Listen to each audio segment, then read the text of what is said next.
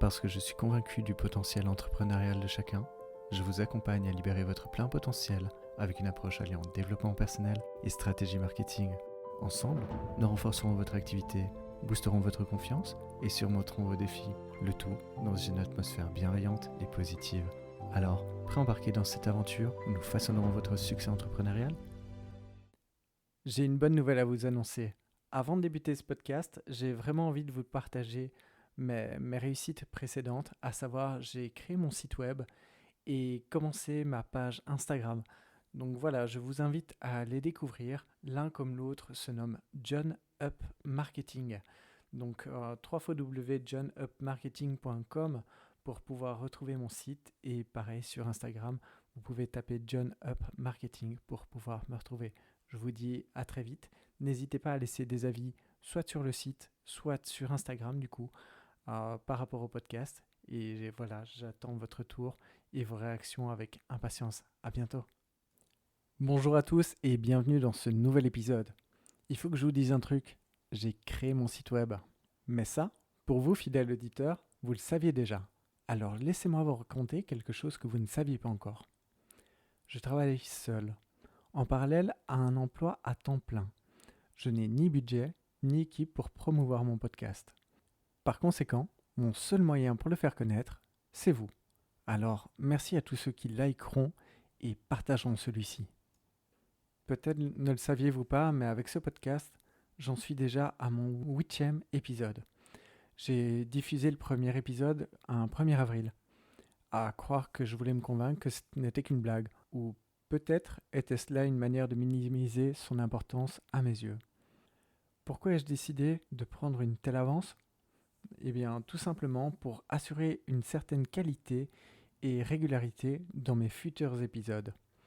Comme vous le savez, dans le domaine du podcasting, comme du marketing en général, la qualité et la régularité sont cruciales pour la fidélisation de son audience. Maintenir une fréquence de publication constante est essentiel pour créer une relation de confiance avec les auditeurs. Et en tant qu'être humain, je sais qu'il est inévitable de rencontrer des périodes où le temps, l'énergie ou même l'envie peut nous faire défaut. Ces circonstances pourraient compromettre la continuité de mes activités. Alors, avoir une avance me permettra de désamorcer ces obstacles potentiels et de maintenir la qualité et la constance de mes épisodes, même lorsque mes défis personnels, se présenteront. Cette avance me semblait également essentielle pour respecter l'engagement que j'avais pris envers moi-même. Après tout, quel meilleur moyen de respecter ces engagements que de passer à l'action ? C'était d'ailleurs l'une de mes résolutions pour cette année 2024. Moins de réflexion et plus d'action. Avec déjà 7 épisodes de créés, j'estimais que mon avance était suffisamment confortable que pour passer à l'étape suivante, la diffusion. Après tout, mon objectif n'était pas de laisser mes fichiers audio dormir gentiment dans un dossier bien rangé de mon ordinateur. Mais me restait-il encore à déterminer comment m'y prendre ? Aujourd'hui, pour diffuser un podcast sur toutes les plateformes d'écoute telles que Spotify, Google Podcast, dont je fais la parenthèse sera bientôt fermée, Apple Podcast, etc., vous devez stocker vos fichiers audio sur une plateforme d'hébergement. D'un point de vue plus technique, lorsque vous téléchargez vos fichiers audio sur une plateforme d'hébergement, elle crée ce qu'on appelle un flux RSS. Elle utilise toutes les informations que vous avez fournies sur votre émission pour le faire. Ce flux RSS est en quelque sorte la carte d'identité de votre podcast.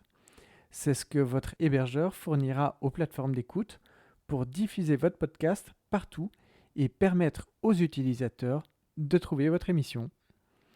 Mais quelle plateforme d'hébergement choisir ? C'est en me posant cette question que j'ai finalement décidé de créer mon propre site web. Bien qu'il existe de nombreuses possibilités, chacune a ses avantages et ses inconvénients. Et la création d'un site web était pour moi l'option présentant le moins d'inconvénients. Quels sont ces inconvénients ? En ce qui concerne le podcast, cela peut être le coût de la plateforme d'hébergement, les limites de diffusion, comme par exemple seuls les 10 derniers épisodes sont visibles pour les auditeurs, ou encore le manque de contrôle, etc., etc. En bref, j'étais déterminé à créer mon site web. Mais revenons à nos moutons. Internet est aujourd'hui l'un des meilleurs moyens de vous faire connaître. Votre site internet est après tout un peu comme la porte d'entrée de votre entreprise pour votre audience. Après, je comprends que la création d'un site puisse sembler intimidante. Cependant, je vous rassure tout de suite, vous n'avez pas besoin d'être un expert en programmation pour lancer votre propre site web. La croyance selon laquelle la création d'un site web est réservée qu'à une poignée d'élus, car extrêmement complexe, est fort répandue, mais ne vous laissez pas décourager par cela. L'idée est justement ici de vous expliquer comment vous lancer seul dans la création de votre site web en suivant des étapes simples et incontournables. Mon objectif est de vous prouver que vous pouvez concrétiser votre projet même si vous débutez et que vous n'y connaissez rien pour l'instant. Alors oui, cela demandera un peu de travail, je ne vous le cache pas, mais créer son site internet est à portée de tous aujourd'hui. Laissez-moi donc vous partager les grandes étapes par lesquelles je suis passé pour créer mon propre site web. Cela vous permettra à votre tour de passer plus rapidement à l'action et d'éviter de perdre trop de temps en réflexion inutile. Je tiens toutefois à préciser que ce n'est pas la seule méthode, ni même la méthode la plus professionnelle, mais c'est une approche qui fonctionne, qui est simple et efficace. Si des codeurs écoutent, je m'en excuse. Mais mon but est avant tout d'offrir une méthode accessible pour lancer un site sans exploser votre budget. Passons donc aux grandes étapes pour créer votre site web. Étape numéro 1, trouvez votre nom de domaine. La première étape dans la création de votre site web est de choisir un nom de domaine qui reflète votre activité de manière pertinente tout en étant disponible. Le nom de domaine est l'adresse web par laquelle vos visiteurs vous trouveront en ligne. Il est donc essentiel qu'il soit facile à écrire et à mémoriser. Lorsque vous recherchez un nom de domaine, évitez d'utiliser des termes trop populaires ou un nom de marque déjà existant. Cela pourra entraîner une concurrence difficile sur les moteurs de recherche. Par exemple, si vous souhaitez inclure le terme Beatles dans votre nom de domaine, vous risquez de vous retrouver en concurrence directe avec le célèbre groupe musical, ce qui peut rendre votre site difficile à trouver pour vos futurs clients. Commencez donc par noter l'idée de base pour votre nom de domaine. Ensuite, effectuez une recherche sur Google pour vérifier si votre nom, si le nom que vous avez choisi ou le nom que vous avez en tête, tout du moins, est déjà utilisé ou non. Si votre premier choix n'est pas disponible, ne vous découragez pas. Soyez créatif en explorant différentes combinaisons de mots-clés pertinents pour votre activité. L'objectif est de trouver un nom unique et mémorable qui soit également optimisé pour les référencements SEO. Choisissez des mots-clés liés à votre secteur d'activité et à vos services, par exemple, pour rendre votre nom de domaine plus facilement identifiable par les moteurs de recherche. Prenons l'exemple de mon expérience personnelle pour illustrer cette étape. Initialement, j'avais envisagé le nom de domaine Stand Up Marketing. Cependant, après une rapide recherche sur Google, j'ai réalisé que la concurrence serait rude avec ce nom. Face à cette situation, j'ai décidé de rechercher des variantes incluant le mot up et marketing. J'ai exploré diverses combinaisons comme Grow Up Marketing, Level Up Marketing, Up Your Marketing, parmi tant d'autres. Malheureusement, la plupart de ces options étaient déjà utilisées ou présentaient une forte concurrence sur les moteurs de recherche. Finalement, après une réflexion et une exploration plus approfondie, j'ai trouvé John Up Marketing comme nom de domaine disponible et adapté à mon activité. Bref, vous devrez peut-être faire preuve de créativité et de persévérance lors du choix de votre nom de domaine. Prenez donc le temps d'explorer les différentes options jusqu'à ce que vous trouviez un nom unique qui vous corresponde et qui corresponde à votre identité afin de vous distinguer sur le web. Étape numéro 2. Trouvez votre hébergeur. Une fois votre nom de domaine choisi, il est temps de trouver un service d'hébergement web fiable pour mettre votre site en ligne. Le choix de votre hébergeur est crucial, car il influencera la vitesse, la sécurité et la disponibilité de votre site sur Internet.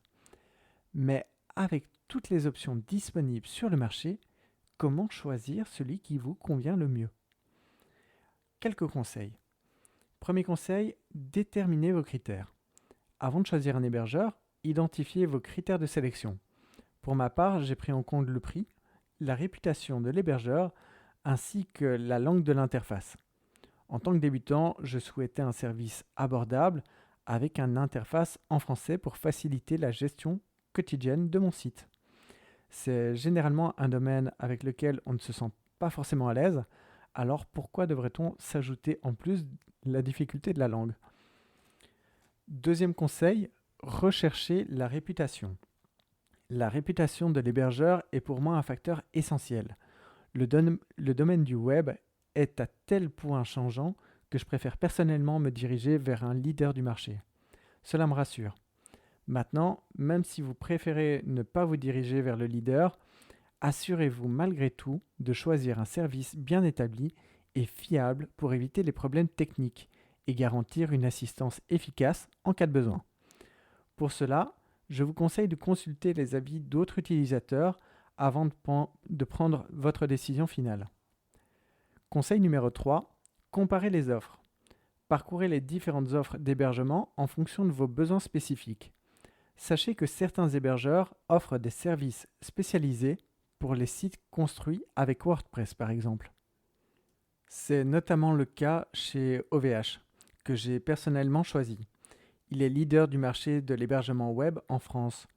Cependant, malgré sa popularité, je ne vous cache pas que mes débuts avec eux étaient accompagnés de quelques difficultés techniques.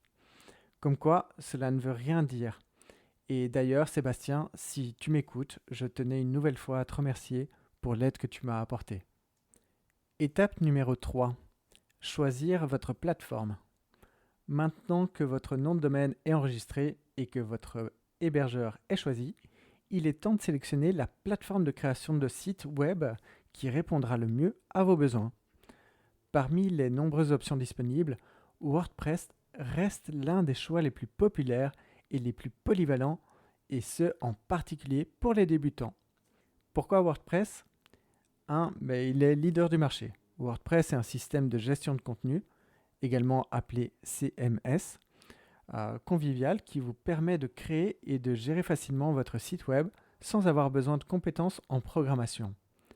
Avec une part de marché mondial de 62,8% pour les CMS, WordPress offre une vaste gamme de thèmes et d'extensions pour personnaliser votre site selon vos besoins. 2. La facilité d'utilisation. Même si vous êtes novice en développement web, WordPress est relativement simple à prendre en main. Son interface est assez intuitive et vous permet de publier du contenu, de le modifier et de modifier son design et d'y ajouter des fonctionnalités et ce sans trop d'efforts. La personnalisation. WordPress propose des milliers de thèmes gratuits et premium, ainsi qu'une multitude d'extensions qu'on appelle plugins, gratuits comme payants également, pour étendre les fonctionnalités de votre site web. Que vous souhaitiez créer un blog, un site vitrine ou un site de e-commerce, WordPress offre des solutions adaptées à tous les types de projets. Étape numéro 4. Définir votre structure. Avant de commencer à construire votre site sur WordPress, prenez le temps de définir clairement sa structure. Cela vous aidera à garantir la cohérence et l'efficacité de votre site web. Esquissez votre architecture en utilisant simplement un papier et un crayon, schématisez les différentes pages et catégories principales de votre site et réfléchissez à l'organisation du contenu pour offrir une navigation fluide et intuitive. Pensez à l'expérience utilisateur dès le début. Imaginez comment vous souhaitez que vos visiteurs naviguent sur votre site. Identifiez les informations essentielles qui doivent être facilement accessibles, ainsi que les fonctionnalités de chaque page. En concevant votre structure avec l'utilisateur à l'esprit, vous pourrez répondre aux attentes de votre audience. De plus, une organisation logique et hiérarchique de votre contenu améliorera votre référencement et donc votre visibilité naturelle. Une autre manière d'améliorer votre classement dans les moteurs de recherche. Même si WordPress facilite les modifications rapides grâce à son interface conviviale, vous l'aurez compris, il vaut mieux éviter de foncer tête baissée dans votre projet. Une structure solide est essentielle pour éviter les erreurs initiales qui pourraient s'aggraver avec le temps. Une architecture mal conçue risque de rendre votre contenu désorganisé et difficile à comprendre pour les visiteurs. En conclusion, prenez le temps de réfléchir aux éléments indispensables de votre projet avant de passer à la création. Cette approche vous permettra de proposer un site web cohérent et engageant pour vos utilisateurs, tout en optimisant votre référencement. Étape numéro 5, choisir votre thème. Choisir le thème de votre site est peut-être l'une des étapes les plus amusantes, surtout si vous appréciez faire du shopping. C'est un peu comme choisir la manière dont vous allez habiller votre site web. Toutefois, lors de votre recherche de thème, tenez compte des éléments suivants. Premier élément, le prix. Déterminez un budget adapté à votre projet. Les thèmes gratuits sont disponibles, mais les thèmes payants offrent souvent des fonctionnalités ainsi qu'un support supplémentaire. C'est finalement là que réside la grande différence entre un thème gratuit et un thème payant. La notoriété également est importante. Optez pour des thèmes développés par des créateurs réputés, ce qui garantit non seulement une meilleure qualité et fiabilité, mais également de trouver facilement de la documentation en cas de besoin. La compatibilité, assurez-vous que le thème est compatible avec les extensions ou plugins que vous prévoyez d'utiliser pour ajouter des fonctionnalités à votre site. Et le dernier, mais non des moindres, qu'il soit responsive. Choisir un thème qui est responsive, c'est-à-dire qu'il s'adapte automatiquement à différents types d'écrans, que ce soit ordinateur, tablette ou smartphone, offrant ainsi une expérience d'utilisation optimale. Normalement, ils le sont tous aujourd'hui, mais sait-on jamais. En gros, prenez le temps d'explorer toutes les options disponibles sur WordPress et lisez les avis des utilisateurs pour prendre la meilleure décision possible. Étape numéro 6, choisir vos extensions, plugins. Une fois que vous avez configuré votre thème WordPress et défini la structure de base de votre site, il ne vous reste plus qu'à ajouter les fonctionnalités supplémentaires désirées grâce aux extensions, également appelées plugins. Les plugins sont des outils qui étendent les capacités de votre site WordPress en y ajoutant des fonctionnalités spécifiques selon vos besoins. Voici quelques conseils pour choisir et installer vos extensions. Mon premier conseil serait de déterminer vos besoins. Avant de rechercher des plugins, identifiez les fonctionnalités supplémentaires que vous souhaitez ajouter à votre site. Par exemple, avez-vous besoin d'un formulaire de contact, d'une galerie d'images, d'un système de réservation ou d'un système de commerce électronique? Cette étape vous aidera à cibler les plugins les plus pertinents pour votre activité. Deuxième conseil, utilisez des sources fiables. Téléchargez vos plugins uniquement depuis le répertoire officiel de WordPress ou des sites de développeurs réputés. Évitez les plugins provenant de sources non vérifiées, car ils peuvent contenir des codes malveillants ou ne pas être compatibles avec les mises à jour futures de WordPress. Ce serait là la porte d'entrée des problèmes. Troisième conseil, consultez les avis et les évaluations. Avant d'installer un plugin, lisez les avis et les évaluations des utilisateurs. Cela vous donnera un aperçu de la fiabilité, de la qualité et du support du plugin. Quatrième conseil, vérifiez la compatibilité. Assurez-vous que les plugins que vous choisissez sont compatibles avec la version actuelle de WordPress. Les plugins obsolètes peuvent poser des problèmes et de sécurité et de performance. Et dernier conseil, optimisez votre site. N'installez que des plugins dont vous avez réellement besoin. Trop de plugins peut ralentir votre site et rendre la gestion plus complexe. Choisissez donc des plugins légers et bien programmés pour garantir la rapidité et la stabilité de votre site. Pour récapituler, bien que la création d'un site web puisse sembler intimidante, vous n'avez pas besoin d'être un expert en programmation pour lancer le vôtre. Pour cela, je vous invite à suivre les 6 grandes étapes par lesquelles je suis moi-même passé. Pour rappel, étape numéro 1, trouvez votre nom de domaine. C'est là la première étape à la création de votre site web. Lorsque vous recherchez un nom de domaine, évitez d'utiliser des termes trop populaires ou un nom de marque déjà existant. Cela pourra entraîner une concurrence difficile sur les moteurs de recherche. Mon conseil, commencez donc par noter l'idée de base pour votre nom de domaine. Ensuite, effectuez une recherche sur Google pour vérifier si le nom de domaine que vous avez en tête est déjà utilisé ou non. Si votre premier choix n'est pas disponible, ne vous découragez pas. Soyez créatif en explorant différentes combinaisons de mots-clés pertinents pour votre activité. Étape numéro 2. Trouvez votre hébergeur. Une fois votre nom de domaine choisi, il est temps de trouver un service d'hébergement web fiable pour mettre en ligne votre site. Le choix de votre hébergeur est crucial car il influencera la vitesse, la sécurité et la disponibilité de votre site sur Internet. Mon conseil, avant de choisir un hébergeur, identifiez vos critères de sélection. Pour ma part, j'ai pris le prix, la réputation et la langue de l'interface. Étape numéro 3, choisir votre plateforme.